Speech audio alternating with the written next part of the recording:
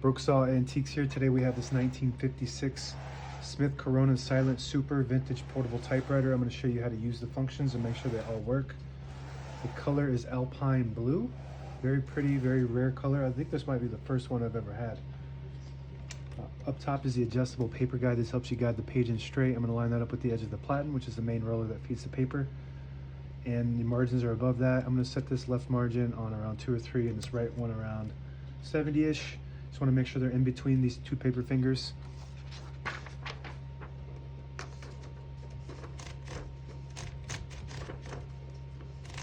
And this is the paper bail that sits on top. It's got 3 adjustable rollers. So you got 3 adjustable rollers, paper bail, and 2 paper fingers. That's when you know you're dealing with a luxury Smith Corona. This is the top of the line when it comes to portables from Smith Corona Silent Super. You also have on this shell in this style is the Clipper, the Sterling, and the Silent. And maybe a couple more, I don't know. There's a few other options, I believe, but this is the top of the line.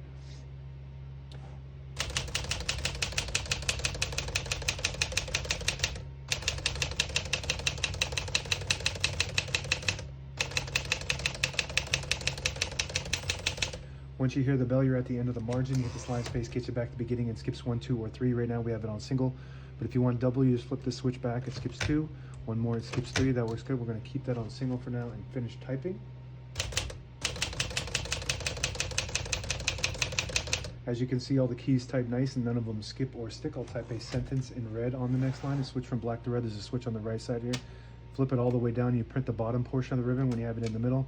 You don't print any ink at all. It's just for stencil, for copying purposes. We're going to flip that. When you have it on top, it prints the top portion of the ribbon. We're going to move that down for red.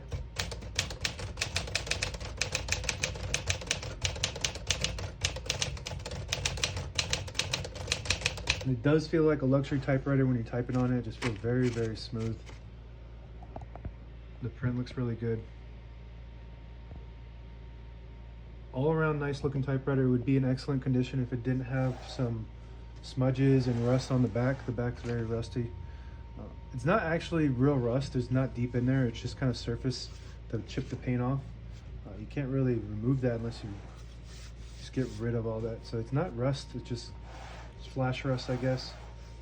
To pull the page out easy, there's a switch on the right side here. You flip it forward and it unlocks the rollers underneath the platen, allowing you to pull the page out easy.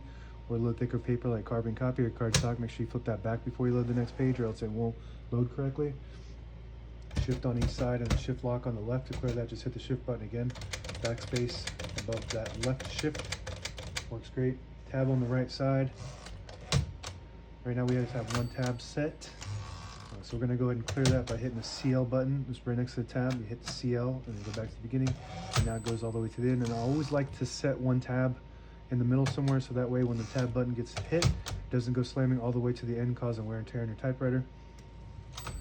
At the end of the margin, it'll lock the keys, so you can't type past it unless you hit that MR button. Stands for margin release. It'll allow you to go all the way to the end, or until you get stuck on that right paper finger. We're going to switch the color back to blue, and this is the paper support arm that helps pull the page upright. I didn't use that when I was typing, but that's there. Open the hood. All the brand new ribbons loaded on this left side, so it's pulling to the right. And if you want to switch that direction, there's a lever above the backspace on the left side. You flip it up, it'll pull to counterclockwise to the left. You push it down, it pulls clockwise to the right. We want to keep it going right. Touch control right above the keyboard here on the left side. The higher you go to the left, the more tension there is when you hit the keys. They do respond faster, but you got to hit them harder for them to print. The lower you go, you don't have to hit the keys as hard. I like it on low. Got a carriage release on each side, and this has the nice carriage releases in the Smith Corona. Made out of metal. They don't break off like the later models that have the plastic ones. And if you do have a later model and you need the plastic ones, I have replicas in my shop on eBay and Etsy. This is your carriage lock. So that'll lock it in the middle, so when you have it in the case, it doesn't go banging around. Also called an escapement throwout. Just kind of takes all the pressure off the escapement, which is the gears that help advance the carriage. So it takes the pressure off of that, so that doesn't break those gears when it's in the case. And to unlock it, you just push it to the right.